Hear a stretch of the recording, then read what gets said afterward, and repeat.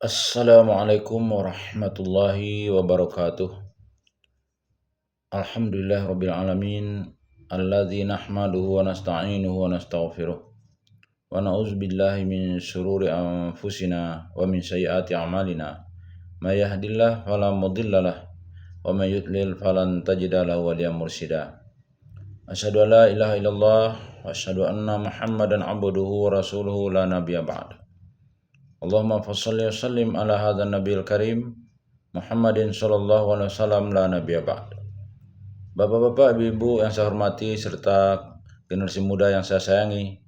Baiklah, pada kesempatan yang berbahagia ini kita akan melanjutkan pembacaan buku biografi Rasulullah, sebuah studi analitis berdasarkan sumber-sumber yang otentik yang disusun oleh Dr. Mahdi Rizqullah Ahmad. Baik, kita bacakan. Bismillahirrahmanirrahim. Perang Bani Quraizah. Perang ini terjadi langsung setelah perang Ahzab berakhir, tepatnya akhir Zulqa'dah, awal Zulhijjah tahun kelima Hijriah. Dari beberapa peristiwa yang telah lalu, kita dapat melihat dengan sangat jelas bahwa penyebab perang ini adalah pembatalan sepihak Bani Quraizah atas perjanjian damai yang mereka sepakati dengan Rasulullah SAW. Semuanya itu mereka lakukan hanya karena hasutan Huyai bin Akhtab An-Nadari. Dari Sahih Bukhari dan Muslim, kita mengetahui bahwa sebelumnya Rasulullah SAW telah mengutus Zubair untuk mengetahui kebenaran niat mereka tersebut. Setelah itu beliau memerintahkan Sa'ad bin Ubadah, Sa'ad bin Mu'az, Ibnu Rawahah, dan Khawwat untuk memperjelas kembali niat mereka untuk berkhianat dan memberontak. Karena pembatalan sepihak dan pengkhianatan Bani Quraizah terjadi pada saat-saat yang sangat sulit bagi kaum muslimin, maka Allah memerintahkan kepada Rasulnya untuk memerangi mereka setelah kepulangan pasukan muslimin dari perang Khandaq dan setelah beliau meletakkan senjata.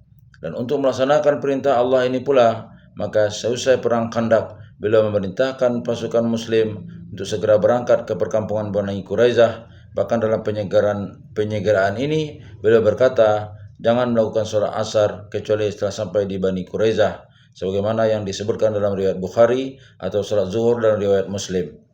Ketika waktu asar tiba, mereka masih di tengah perjalanan, maka mereka pun saling mengingatkan, kita tidak boleh akan melaksanakan sholat sebelum sampai di Bani Quraizah. Namun sebagian yang lain berkata, kita harus sholat sekarang. Sungguh ucapan Rasulullah tadi bukan untuk melarang kita melakukan sholat sekarang. Ketika perselisihan ini disampaikan kepada Rasulullah SAW oleh seorang sahabat, ternyata beliau tidak menyalahkan siapapun dari kedua belah pihak. Ini menandakan bahwa semua itu merupakan hasil ijtihad mereka dalam mengartikan ucapan Rasulullah SAW. Terkait dengan perselisihan pendapat ini, Ibnu Hajar menuturkan, sebagian ulama menyatukan dua riwayat tersebut, riwayat Bukhari dan Muslim, dengan asumsi bahwa saat perintah itu terlontar dari Rasulullah SAW, mereka sudah ada yang melakukan sholat zuhur dan ada yang belum. Maka dari itu kepada orang-orang yang belum melaksanakan sholat zuhur dikatakan, tidak ada satupun yang diperbolehkan melakukan sholat zuhur. Adapun bagi orang-orang yang telah melakukan sholat zuhur, Rasulullah SAW bersabda, tidak ada satupun yang diperbolehkan melakukan sholat asar. Sementara itu, beberapa ulama juga menyatukan kedua riwayat ini dengan mengasumsikan bahwa mereka terdiri dari dua rombongan yang berangkat dalam selang waktu tertentu. Lalu dikatakan kepada rombongan pertama agar tidak sholat zuhur, dan kepada rombongan kedua agar tidak sholat asar, dan kedua cara penyatuan ini tidak ada masalah. Pada peperangan ini Rasulullah SAW meninggalkan perkampungan muslim dengan membawa 3.000 tentara dan 36 tentara berkuda. Kemudian pasukan muslim melakukan pengepungan terhadap perkampungan Bani Quraizah selama 25 malam sesuai dengan pendapat yang diunggulkan. Pasukan muslimin terus mendesak mereka hingga tak berkutik dan semakin terjepit. Walhasil akhirnya mereka menyerahkan diri tanpa syarat dan menerima segala hukuman yang ditetapkan Rasulullah SAW untuk mereka. Arkian sebelum memutuskan penyerahan diri tersebut, mereka sempat meminta pendapat kepada Abu Lubabah bin Abdul Munzir radhiyallahu an, namun ia menjawab bahwa penyerahan diri itu sama halnya dengan menyerahkan diri untuk disembelih. Pendapat itu ia lontarkan setelah menempelkan tangannya ke lehernya seperti orang yang sedang memegang pisau dan siap menyembelih. Akibat ucapan dan sikapnya itu, Abu Lubabah merasakan penyesalan yang begitu mendalam setelah masuk Islam. Akhirnya ia pun mengikat dirinya sendiri ke salah satu tiang Masjid Nabawi sampai Allah Subhanahu wa taala menerima taubatnya. Ketika bangsa Yahudi Bani Quraizah telah menyerah dan menerima sepenuhnya hukuman yang akan ditetapkan Rasulullah SAW, beliau menghendaki agar hukuman itu diputuskan oleh salah satu pengemuka suku Aus. mereka adalah sekutu Bani Quraisyah, maka terpilihlah dalam hal ini Sa'ad bin Mu'az. Lalu beliau membawanya ke hadapan pasukan Ansar seraya berkata, "Berdirilah, sambut pemimpin dan orang terbaik di antara kalian ini." Kemudian beliau berkata, "Mereka Bani Quraisyah akan tunduk kepada hukum dan keputusanmu." Maka Sa'ad pun berkata, "Kaum lelakinya dibunuh, anak istri mereka diperbudak, dan harta mereka dibagikan sebagai rampasan perang." Maka Rasulullah Shallallahu Alaihi Wasallam berkata kepada Sa'ad, "Kamu telah memberikan keputusan berdasarkan hukum Allah." Setelah itu Rasulullah Shallallahu Alaihi Wasallam menerapkan hukuman tersebut kepada mereka. Menurut pendapat yang diunggulkan, Yahudi Bani Quraisyah berjumlah 400 orang. Di antara sekian banyak penduduk Bani Quraisyah, tidak ada yang selamat kecuali beberapa orang saja. Ada yang menyebutkan 3 orang. Itu karena mereka masuk Islam sehingga mereka diizinkan untuk menyimpan harta mereka tidak dirampas. Namun ada pula 2 orang lagi yang selamat karena mendapatkan perlindungan dari sebagian sahabat dikarenakan keteguhnya dalam menjalankan isi perjanjian selama pengepungan berlangsung. Mungkin juga ada beberapa orang lain yang selamat dari pasukan Rasulullah SAW, akan tetapi jumlah mereka tidak lebih dari 1 keluarga saja.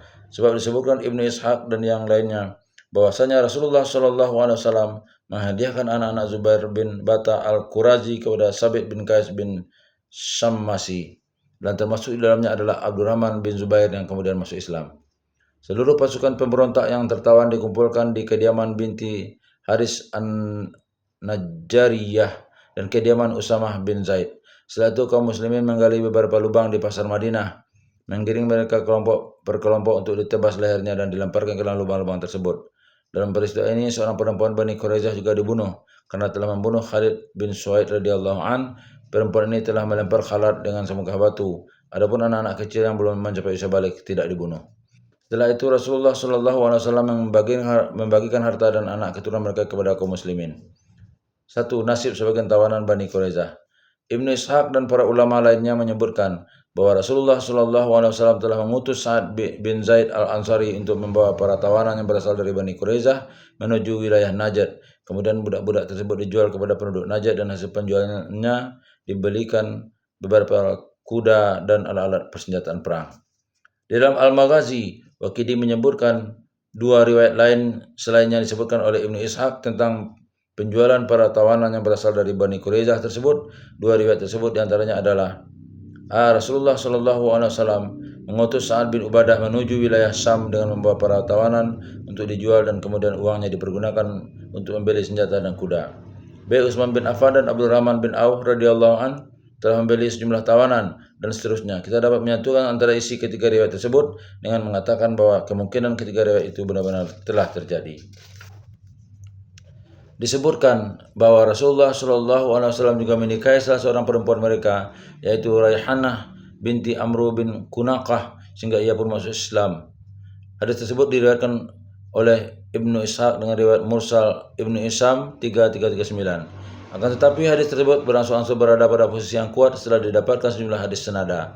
Hadis tersebut juga telah diriwayatkan oleh Ibnu Sa'ad 8131 dengan silsilah periwayatan yang para perawinya siqat, sehingga mereka dapat dikategorikan para perawi yang dapat dijadikan sebagai sandaran periwayatan, kecuali Waqidi. Beberapa riwayat ada yang menyebutkan bahwa Raihan termasuk salah seorang istri Rasulullah SAW. Anda juga dapat melihat penjelasan hadis tersebut dalam kitab Waqidi 2520, 521 dan Tabari di dalam At-Tariq 2592. Hikmah dan pelajaran. A. Diperbolehkan membunuh siapa saja yang membatalkan perjanjian secara sepihak, berbuat makar atau memberontak pada kekuasaan yang sah. Hukum ini masih diterapkan oleh negara-negara modern saat ini kepada para pemberontak dan pengkhianat negara. B. Disyariatkannya berijtihad dalam perkara-perkara yang bersifat furu'iyah atau cabang. Sebagaimana kita lihat, para sahabat pun telah berijtihad untuk menafsirkan sabda Rasulullah SAW, hendaknya jangan ada satupun di antara kalian yang sholat asar atau zuhur kecuali di Bani Quraisyah, dan Rasulullah SAW sendiri tidak menyalahkan kedua pihak yang memiliki pendapat masing-masing. C. Nawawi menyebutkan bahwa sebagian besar ulama dan yang lainnya mempergunakan sabda Rasulullah SAW, berdirilah untuk pimpinan kalian dan orang yang terbaik di antara kalian, sebagai dalil dianjurkannya untuk berdiri menghormati orang-orang yang memiliki kedudukan. Artinya perbuatan berdiri tersebut bukanlah perbuatan yang dikategorikan sebagai perbuatan terlarang. Nawawi juga memiliki pendapat yang sama dengan sebagian besar ulama. Ia berkata, berdiri untuk seorang yang memiliki kedudukan dan baru datang adalah dianjurkan. Dr. Buti mengatakan berdiri untuk memberikan penghormatan kepada seseorang yang terpandang, berkedudukan atau untuk menyambut itu tidak bertentangan dengan sabda Rasulullah SAW. Barang siapa senang melihat orang-orang berdiri untuknya, maka ia akan ditempatkan di dalam neraka. yakni apabila semua itu dilakukan dengan sewajarnya dan tidak terlalu berlebihan. Dengan kata lain, penghormatan yang tidak diperbolehkan adalah apabila dilakukan dengan tindakan-tindakan yang mengarah pada pengkultusan pribadi-pribadi tertentu secara berlebihan. Misalnya berdirinya orang-orang yang ingin memasuki dunia tasawuf sementara para sufi duduk. Berdirinya seorang murid dengan perasaan yang dipenuhi dengan rasa rendah diri dan hina di hadapan gurunya dan bersujud di hadapan guru, mencium kakinya, mencium tangannya sambil menunduk secara berlebihan. Kita masuk kepada beberapa peperangan, ekspedisi militer, delegasi dakwah, dan peristiwa penting yang terjadi di antara Perang Bani Quraidah dan Perang Hudaybiyah. 1. Ekspedisi militer Abdullah bin Atiq untuk membunuh Salam bin Abi al-Huqaiq Abu Rafi. Seperti telah disebutkan sebelum, Abu Rafi adalah salah satu tokoh yang ikut memperakarsai tergabungnya pasukan sekutu untuk memerangi Rasulullah SAW. Selain itu, ia juga tercatat sebagai orang yang sering menyakiti Rasulullah SAW dan juga membantu orang atau kelompok lain untuk memusuhi beliau. Disebutkan ia pernah membantu dan menyokong pendanaan masyarakat Ghatafan dan orang-orang musyrik Arab lainnya untuk keperluan menentang dan memerangi Rasulullah SAW dan kaum muslimin. Itulah makanya suku Khazraj ingin sekali membunuh Abu Rafiq, yakni sebagaimana keinginan masyarakat Aus untuk membunuh Ka'ab bin Ashraf dan telah terlaksana. Dan keinginan suku Khazraj itu terlontar setelah terjadinya penumpasan Yahudi Bani Quraidah. Dan agaknya Allah Subhanahu wa taala memang telah menakdirkan kedua kelompok masyarakat ini, Aus dan Khazraj, untuk senantiasa berlomba-lomba menunjukkan kebaikan di hadapan Rasulullah SAW. Demikian akhirnya kaum Khazraj melontarkan itu dan meminta izin kepada Rasulullah SAW untuk melakukannya. Maka Rasulullah SAW mengizinkan mereka untuk membunuh Abu Rafi dan berpesan kepada mereka untuk tidak membunuh anak-anak atau kaum perempuan dari kaum Abu Rafi. Lantas 5 orang suku Khazraj pun berangkat meninggalkan Madinah menuju ke benteng pertahanan Abu Rafi yang berada di Khaybar, salah satu daerah di Hijaz, dan tujuan mereka satu, membunuh Abu Rafi. Untuk ekspedisi militer ini, Rasulullah SAW menugaskan Abdullah bin Atiq untuk menjadi komandannya. Saat mereka hampir mendekati tempat yang dituju, matahari telah terbenam, maka kelimanya beristirahat menghilangkan letih. Lalu Abdullah bin Atiq berkata kepada para sahabatnya, "Tunggulah kalian di tempat ini, aku akan pergi ke bentengnya dan mencoba berbincang-bincang dengan penjaga pintu gerbangnya. Semoga dia memperkenankan aku untuk masuk." Kemudian ia berjalan mendekati pintu gerbang benteng Abu Rafi. Lalu Abdullah mengangkat pakaiannya seraya berpura-pura akan buang air. Pada saat itu semua orang sudah masuk ke dalam benteng selain para penjaganya. Arkian ketika penjaga itu melihat Abdullah, sontak ia berteriak memanggil, "Wahai Kisana, bila kamu ingin masuk, cepatlah, karena aku akan segera menutup pintunya." Maka Abdullah pun segera masuk ke dalam benteng dan bersembunyi. Sementara itu, si penjaga pintu gerbang terlihat tengah sibuk menutupkannya, mengikatnya dengan rantai dan kemudian pergi. Setelah si penjaga pergi, Abu Atiq bangkit dari persembunyiannya dan berjalan mengendap-endap mendekati pintu kedua benteng itu dengan sangat hati-hati. Lalu ia membukanya dan menutupnya kembali dengan perlahan. Setelah itu, ia baru berjalan menuju ke kediaman Abu Rafi. Namun untuk sampai ke kediaman Abu Rafi, ia harus melewati beberapa pintu sebelum sampai di kediaman khusus Abu Rafi. Maka Abdullah ibnu Atiq terus berjalan, membuka pintu-pintu itu satu persatu dan menguncinya kembali dengan rapat dan sangat hati-hati. Singkat cerita, sampailah ia di kediaman khusus Abu Rafi yang berada di tengah-tengah benteng tersebut. Lalu ia pun menyelinap masuk ke dalamnya, namun ternyata Abu Rafi berada di sebuah rumah yang sangat gelap, itu bersama anak-anak dan istrinya. Karena sangat gelap, Abdullah bin Atiq tidak dapat membedakan mana ruangan Abu Rafiq dan mana anak-anak atau istrinya. Maka pun ia berteriak memanggil, "Wahai Abu Rafiq!" Maka terdengarlah suara menjawab, "Siapa itu?" Lantas ia mengarahkan ujung pedangnya ke arah jabatan itu muncul. Akan tetapi setiap kali ia mendekatinya, ia tidak menemukan apa-apa. Akhirnya Abdullah bin Atiq kembali memanggil Abu Rafiq. Namun setiap kali Abu Atiq memanggil, suara yang menjawab itu berubah. Meski demikian, ia tidak patah semangat dan terus mencoba. Walhasil akhirnya ia dapat membunuh laki-laki tersebut tanpa menyakiti seorang pun dari anak-anak dan juga istrinya. Maka Abdullah bin Atiq pun bergegas keluar meninggalkan rumah Abu Rafiq. Karena penglihatannya agak kabur dan ditambah dengan gelapnya malam, ia sempat terjatuh dari atas sebuah tangga hingga kakinya terkilir. Lantas ia dengan cepat mengikatnya dengan sorban pengikat kepalanya dan kemudian terus berjalan seraya menahan rasa sakit. Beberapa saat kemudian sampailah ia di tempat sahabat-sahabatnya sedang menunggu. Lalu ia menceritakan semua yang telah terjadi dan kemudian mereka pulang kembali ke Madinah untuk menyampai Rasulullah sallallahu alaihi wasallam. Sesampainya mereka di hadapan Rasulullah sallallahu alaihi wasallam, beliau berkata, "Agaknya wajah-wajah kalian sangat ceria." Maka mereka pun menceritakan semua yang telah mereka lakukan kepada Rasulullah sallallahu alaihi wasallam. Setelah itu beliau berkata kepada Abdullah, "Luruskanlah kakimu." Lalu Rasulullah sallallahu alaihi wasallam mengusapnya. Maka Maha Suci Allah, kakinya terkilir sembuh dan seperti tidak pernah terluka sama sekali sebelumnya. Para ahli sirah sendiri berbeda pendapat tentang waktu terjadinya ekspedisi militer ini. Menurut Waqidi, mereka melakukan penyerangan ini pada malam Senin dini hari, tanggal 4 Zulhijjah, permulaan bulan ke-46 dari sejak peristiwa hijrah. Mereka menjalankan misi tersebut selama 10 hari, sedangkan menurut Ibnu Sa'ad, peristiwa tersebut terjadi pada bulan Ramadan tahun ke-6 Hijriah. Sementara itu At-Tabari menyebutkan pada pertengahan bulan Jumadil Akhir tahun ke-3 Hijriah.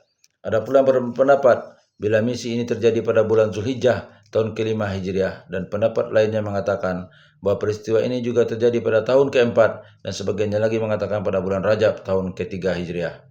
Adapun pendapat yang kuat adalah yang mengatakan peristiwa ini terjadi setelah pecahnya perang Khandak dan penumpasan Bani Quraisyah, karena Abu Rafi merupakan orang yang ikut andil dalam mengumpulkan pasukan Ahzab untuk menentang kaum muslimin. Artinya bila Rasulullah sallallahu alaihi wasallam telah menyelesaikan urusan pemberontakan Bani Quraisyah pada pertengahan Zulqa'dah, maka mestinya peristiwa ini terjadi beberapa waktu setelah peristiwa tersebut, dan perlu diketahui bahwa pada umumnya waktu peristiwa-peristiwa semacam ini tidak terekam dalam riwayat-riwayat hadis yang sahih. 2. Ekspedisi militer Muhammad bin Maslamah ke Qurta.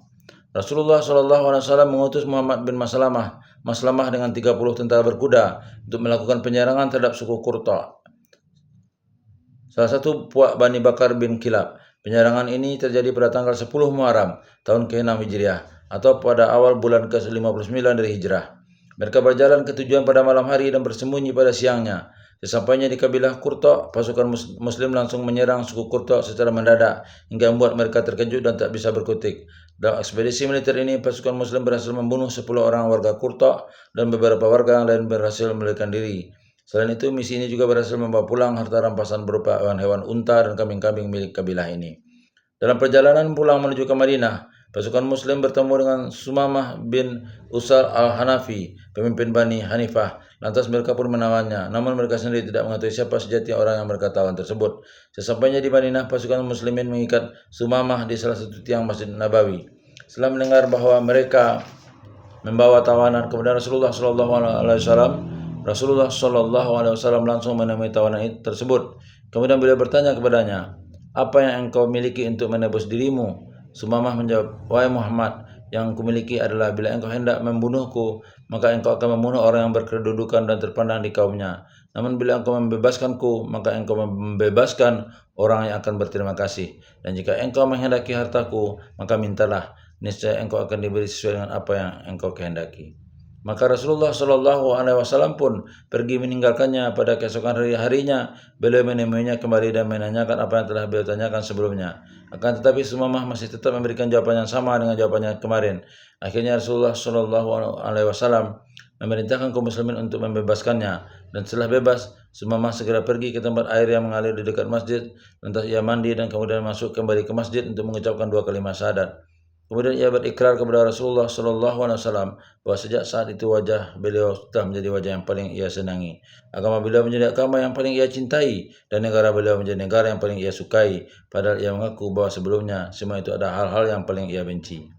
Setelah itu Sumamah menceritakan kepada Rasulullah SAW bahwa pada saat ditangkap ia dalam perjalanan untuk melaksanakan ibadah umroh. Maka Rasulullah SAW pun mengucapkan selamat kepadanya dan mengizinkannya untuk pergi melaksanakan umrah. Sesampainya di Mekah, Sumamah ditanya oleh seseorang, "Apakah engkau telah masuk ke dalam golongan Sabi'in, wahai Sumamah?" Sumamah menjawab, "Tidak, tapi sekarang aku ini telah masuk Islam." Setelah itu ia bersumpah di hadapan orang yang bertanya kepadanya bahwa ia tidak akan mendatangkan satu biji gandum pun dari Yamamah kecuali atas izin Rasulullah SAW. Mendengar sumpah tersebut, maka orang-orang Mekah mengirimkan surat kepada Rasulullah SAW. Dalam surat itu mereka meminta beliau mengasihani mereka dengan mengirimkan surat kepada Yamamah agar kembali mengirimkan bahan makanan kepada mereka. Maka Rasulullah SAW pun mengabulkan permintaan mereka. Hikmah dan pelajaran. Ibnu Hajar menguraikan di dalam kisah Sumamah ini terdapat beberapa hikmah dan pelajaran. Di antaranya adalah mengingat menawan seorang kafir di masjid, memperlakukan tawanan kafir dengan baik dan lebih mengedepankan pemberian maaf kepada si penjahat. Terbukti Sumamah bersumpah bahwa segala bentuk kebenciannya terhadap Islam langsung berubah total menjadi kecintaan terhadap segala hal yang berhubungan dengannya adalah karena perlakuan baik dan pemaafan Rasulullah SAW terhadap dirinya. Pelajaran lain dari kisah ini adalah bahwa setiap orang yang akan masuk Islam diutamakan untuk mandi terlebih dahulu. Kebaikan dapat menghilangkan kebencian dan menumbuhkan rasa cinta. Bila seorang kafir pernah memiliki sebuah niat yang baik sebelum masuk Islam, hendaknya ia meneruskan niatnya itu setelah masuk Islam. Seorang muslim hendaknya bersikap lemah lembut terhadap para tawanan yang bisa diharapkan dapat masuk Islam. Apalagi bila keislaman orang tersebut dapat mempengaruhi dan menarik orang-orang lain yang ada di sekitarnya. Pentingnya mengutus pasukan ke negara-negara kafir dan menawan orang-orang kafir yang ada di dalamnya. 3. Perang Bani Lihyan. Bani Lihyan adalah sekelompok kaum yang telah mengkhianati para utusan Rasulullah SAW, Kubaib dan para sahabatnya pada peristiwa Raji. Ada beberapa hal yang membuat penyerangan ini ditunda beberapa waktu oleh Rasulullah SAW dan tidak segera dilakukan tepat setelah peristiwa pengkhianatan mereka. Di antaranya adalah karena perkampungan Bani Lihyan ini terletak di pertengahan wilayah Hijaz sampai ke perbatasan Mekah dan adanya gejolak permusuhan antara kaum muslimin di satu pihak dengan bangsa Quraisy dan beberapa kabilah Arab di pihak lain. Atas dasar pertimbangan ini maka Rasulullah SAW lebih memilih untuk tidak mengobarkan api peperangan di daerah yang berdekatan dengan musuh utama kaum kafir Quraisy. Berikutnya, tepatnya ketika mental dan nyali pasukan sekutu tengah turun tajam, maka Rasulullah SAW membaca kondisi ini sebagai kesempatan yang tepat untuk segera membalaskan dendam para delegasi Raji terhadap Bani Lihyan. Singkat cerita, keluarlah Rasulullah SAW dengan membawa 200 orang sahabat ke Balhiyan. Peristiwa ini terjadi pada bulan Rabiul Awal atau Jumadil Ula tahun ke-6 Hijriah. Dalam perjalanannya ke perkampungan Bani Lihyan ini, Rasulullah SAW menerapkan strategi pengelabuan atau pengecohan. Jadi seakan-akan beliau dan rombongan terlihat hendak menuju Syam. Selain itu, beliau juga mempercepat langkah pasukannya hingga terhenti di wilayah suku Goran, tepatnya di sebuah lembah yang berada di antara Amad dan Uspan. Dikarenakan keletihan para sahabatnya, lantas beliau mempersilahkan mereka beristirahat dan kemudian mendoakan mereka agar tetap tegar dan berhasil mencapai tujuan. Namun kedatangan mereka ternyata sudah tercium oleh Bani Lihyan, sehingga mereka langsung berbondong-bondong mengungsi ke gunung-gunung sebelum pasukan muslimin datang. Maka ketika memasuki perkampungan mereka, pasukan muslimin tidak menjumpai seorang pun. Akhirnya Rasulullah SAW memutuskan untuk berjalan sampai ke Uspan. Setelah itu beliau mengutus 2 orang tentara berkuda ke Qura Al-Ghamim agar pasukan Quraisy mendengar kedatangan beliau, dan ini tak lain beliau maksudkan untuk menteror kaum kafir Quraisy dan menunjukkan kepada mereka bahwa beliau masih memiliki kekuatan yang setiap saat akan menyerang mereka.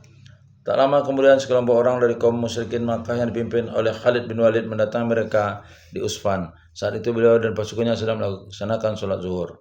Maka orang-orang musyrik berkata, sungguh mereka sedang dalam kondisi yang memungkinkan kita untuk mengejutkan dan mencerai-beraikan mereka dengan satu serangan. Kemudian sebagian lain menambahkan, sholat itu telah membuat mereka lupa dengan keselamatan anak-anak dan diri mereka sendiri. Karena ucapan mereka ini, maka turunlah Jibril alaihissalam kepada Rasulullah SAW dengan membawa ayat ini. Dan apabila kamu berada di tengah-tengah mereka sahabatmu, lalu kamu hendak mendirikan sholat bersama-sama mereka, maka hendaklah segolongan dari mereka berdiri sholat besertamu dan menyandang senjata. Kemudian apabila mereka yang sholat besertamu sujud telah menyempurnakan 1 rakaat, maka hendaklah mereka pindah dari ke belakangmu untuk menghadapi musuh, dan hendaklah datang golongan yang kedua yang belum bersolat, lalu bersolatlah mereka denganmu, dan hendaklah mereka bersiap siaga dan menyandang senjata. Orang-orang kafir ingin supaya kamu lengah terhadap senjatamu dan harta bendamu, lalu mereka menyerbu kamu dengan sekaligus. Dan tidak ada dosa atasmu meletakkan senjatamu jika kamu mendapatkan sesuatu kesusahan karena hujan atau karena memang sakit. Dan siap-siagalah kamu, sesungguhnya Allah telah menyediakan siksa yang menghinakan bagi orang-orang kafir itu.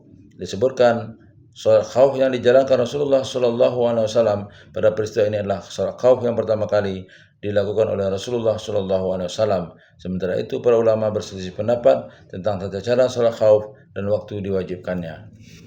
Pelajaran dan hikmah dari perang Bani Lihyan. 1. Disyariatkannya sholat khauf. 2. Disyariatkan untuk membalas dengan yang serupa dan setimpal dalam pembunuhan, dan setiap pengkhianat dan pemberontak agama boleh dibunuh. 3. Disyaratkan untuk melakukan penyerangan terhadap musuh secara gerilya dan dengan pengelabuan, yakni untuk mengalahkan mereka dengan mudah. 4. Disyariatkan menteror musuh dengan menurunkan atau mengirimkan pasukan ke wilayah musuh dan memperlihatkan kekuatan kepada mereka. 4. Ekspedisi militer Ukasah bin Mihsan ke wilayah Ghamr. Rasulullah SAW mengutus Ukasah bin Mihsan dengan membawa 40 orang tentara ke wilayah Ghamr untuk berangkat ke Ghamr. Peristiwa ini terjadi pada bulan Rabiul Awal atau Rabiul Akhir, tahun ke-6 Hijriah. Mereka berjalan dengan sangat cepat, namun warga kabilah Ghamr mencium akan adanya serangan ini, sehingga mereka pun segera melarikan diri. Maka sesampainya di tujuan, Ukasah dan pasukannya berhenti di salah satu sumber air mereka. Lalu Ukasah mengutus beberapa orang pasukan untuk memburu mereka. Kemudian pasukan itu berangkat dan menangkap setiap orang yang mereka temui untuk menjadi penunjuk jalan mereka. Walhasil akhirnya mereka pulang lagi ke Madinah dengan membawa 200 unta milik kaum Ghamr. 5. Ekspedisi militer Muhammad bin Maslamah ke Zil Qasas. Pada bulan Rabiul Tsani tahun ke-6 Hijriah, Rasulullah SAW mengutus Muhammad bin Maslamah bersama 10 orang sahabat menuju Bani Sa'labah dan Uwal yang masih bagian dari Bani Sa'labah. Mendengar kedatangan pasukan muslim, orang-orang Bani Sa'labah bersembunyi dan mereka tak kunjung muncul memperlihatkan diri hingga Muhammad bin Maslamah dan para sahabatnya tertidur karena keletihan. Singkat cerita, pada saat mereka tengah terlelap tidur itu, tiba-tiba Bani Sa'labah menyerang mereka secara mendadak. Akibatnya seluruh pasukan dalam ekspedisi ini gugur kecuali Muhammad bin Maslamah sendiri. Namun demikian ia mengalami luka-luka yang cukup parah sehingga Bani Sa'labah mengiranya juga sudah tewas. Tak lama kemudian seorang dari Bani Sa'labah melintas di pinggir jasad-jasad pasukan muslim yang telah terbunuh itu. Maka ia pun mengerus dada seraya membaca tarji. Akan tetapi ketika ia hendak berlalu dari tempat itu, tiba-tiba ia mendengar suara Muhammad bin Maslamah. Maka ia berjalan mencari arah datangnya suara itu dan mendapatkan Ibnu Maslamah sedang merintih kesakitan. Lantas orang itu membawanya ke kediamannya, memberinya makan dan minum. Setelah itu barulah ia membawanya ke Madinah. Ternyata laki-laki itu adalah seorang muslim. Karena peristiwa tragis ini, Rasulullah SAW mengutus Abu Ubaidah bin Jarrah dengan 40 orang tentara muslim ke tempat kejadian. Akan tetapi mereka tidak melihat satupun penduduk Bani Sa'labah di sana. Mereka hanya menemukan binatang, ternak, dan kambing-kambing. Maka mereka pun menggiring semua hewan ke Madinah. 6. Ekspedisi militer Zaid bin Harisah ke Bani Sulaim di Jamum. Pada bulan Rabiul Akhir tahun ke-6 Hijriah, Rasulullah SAW mengutus rombongan pasukan di bawah pimpinan Zaid bin Harisah ke Bani Sulaim. Mereka terus berjalan hingga sampai di wilayah Jamum. Di wilayah tersebut pasukan muslim bertemu dengan seorang wanita dari suku Muzainah yang bernama Halimah. Maka mereka pun menangkapnya dan memintanya untuk menunjukkan tempat Bani Sulaim kepada pasukan muslim. Di tempat-tempat itulah mereka mendapatkan binatang-binatang ternak, kambing, dan juga tawanan. Salah seorang di antara tawanan tersebut adalah suami Halimah al-Muzainah. Ketika Zaid kembali ke Madinah dengan membawa seluruh harta rampasan perang, termasuk para tawanan, Rasulullah SAW memberikan hadiah kepada Halimah berupa pembebasan dirinya dan suaminya. 7. Ekspedisi militer Zaid bin Harisah ke wilayah Is. Pada bulan Jumadil Ula tahun ke-6 Hijriah, Rasulullah SAW mengutus Zaid bin Harisah ke wilayah Is. Pada saat itu Zaid membawa satu pasukan muslim yang terdiri dari 170 orang. Tujuan mereka tidak lain untuk mencegat khalifah dagang bangsa Quraisy yang dikabarkan baru saja bertolak dari Sam. Dalam penyerangan ini, pasukan muslim berhasil memperoleh kemenangan dan juga harta rampasan perang. Mereka berhasil merampas perak milik Safwan bin Umayyah dalam jumlah yang sangat besar dan menawan orang-orang yang berada dalam kafilah tersebut, termasuk diantaranya Abul As bin Rabi. Lalu pasukan muslim membawa mereka ke Madinah. Sesampainya di Madinah, Abul As meminta perlindungan dari istrinya, Zainab binti Rasulullah SAW. Maka Zainab pun memberikan jaminan untuk semuanya itu. Rasulullah SAW menerima jaminan perlindungan itu dan mengembalikan semua rampasan yang diambil darinya. Setelah dibebaskan, Abul As pergi ke Mekah dan menyerahkan semua harta milik para kafilah yang dibawanya kepada yang keluarganya masing-masing. Setelah itu ia mengucapkan 2 kalimat syahadat dan berkata kepada orang-orang Mekah, "Tidak ada yang dapat mencegahku untuk tinggal di Madinah, kecuali aku merasa takut kalian akan menyangka aku masuk Islam dengan membawa harta kalian." Setelah mengucapkan kata-kata tersebut, Abu As pun kembali ke Madinah. Maka Rasulullah SAW mengembalikan Zainab kepadanya dengan akad pernikahan pertama, tidak memperbaharui pernikahan. Hikmah dan pelajaran. Satu, dari kisah Zainab radhiyallahu anha dan Ibnu Rabi tadi dapat disimpulkan bahwasanya seorang wanita muslimah harus berpisah dengan suaminya masih kafir dan tinggal di wilayah kafir selama ia berhijrah kepada Rasulullah Shallallahu Alaihi Wasallam. Kemudian mereka dapat berkumpul lagi setelah si suami masuk Islam dan ikut berhijrah, serta masa idahnya belum habis. Dalam kondisi seperti ini, hijrah tidak mengharuskan keduanya berpisah. Hukum ini juga berlaku apabila si suami masuk Islam setelah masa idah istrinya habis, sekalipun rentang waktu yang dilalui cukup lama. Dan dalam hal ini keduanya tidak harus memperbaharui nikahnya dan tetap dengan akad yang pertama, yakni selagi istri belum pernah menikah dengan lelaki lain. 8. Syariah Zaid bin Harithah ke Tarif. Pada bulan Jumadil Akhir tahun ke-6 Hijriah, Rasulullah SAW mengutus Zaid bin Harithah ke Tarif dengan membawa serta 15 orang tentara muslim. Mereka ditugaskan Rasulullah SAW menyerbu Bani Sa'labah yang tinggal di Tarif. Dalam penyerangan ini, pasukan muslim berhasil memperoleh kemenangan dan sejumlah harta rampasan, binatang-binatang ternak. Adapun penduduknya, mereka sudah melarikan diri terlebih dahulu karena ketakutan bila pasukan Rasulullah SAW menyerang mereka. Singkat cerita, Zaid bin Harithah dan para sahabatnya akhirnya pulang ke Madinah dengan utuh dan masih membawa sejumlah harta rampasan. 9. Syariah Zaid bin Harithah ke Judzam, salah satu wilayah Hisma. Pada bulan Jumadil Akhir tahun ke-6 Hijriah, Rasulullah SAW mengutus Zaid bin Harithah ke Dali, salah satu puak kabilah Judzam, untuk memberikan pelajaran kepada mereka, yakni karena mereka telah berani merampas harta seorang muslim. Adapun kisahnya adalah sebagai berikut. Syahdan, 2 orang warga Judzam, melihat Dahiyah bin Khalifah Al-Kalbi yang tengah dalam perjalanan pulang ke Madinah dan dari Kaisar Roma untuk mengemban sebuah tugas dari Rasulullah SAW. Waktu itu ia juga membawa harta dagangannya. Maka kedua orang itu menyerang Dahiyah secara tiba-tiba dan kemudian merampas semua yang ada pada dirinya. Sesampainya di Madinah, dia menceritakan peristiwa yang dialaminya kepada Rasulullah. Adapun yang termaktub dalam kitab Sahih, Dahiyah Al-Kilabi diutus oleh Rasulullah Shallallahu Alaihi Wasallam kepada Heraklius pada masa-masa perjanjian damai Hudaybiyah. Sebagaimana yang akan kami jelaskan nanti dalam pembahasan mengenai para utusan. Bahkan kami tidak menemukan satu pendapat pun dari ahli magazi dan sirah yang mengatakan bahwa Dahiyah diutus untuk menuju Heraklius pada Jumadil Akhir tahun ke-6 Hijriah. Untuk sementara itu yang dapat kita bacakan. InsyaAllah kita lanjutkan nanti yang ke-10, ekspedisi militer Zaid bin Harithah ke Wadil Qura dan yang lain-lainnya. Bila taufiq wal hidayah, Assalamualaikum warahmatullahi wabarakatuh.